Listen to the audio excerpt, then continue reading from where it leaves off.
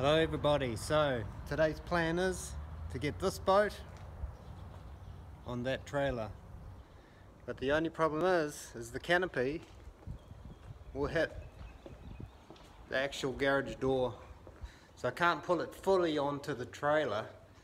I got to actually just get the bow on, and I put a little trolley there. We'll roll it out, get the canopy just past the garage door, and then hopefully it'll just miss.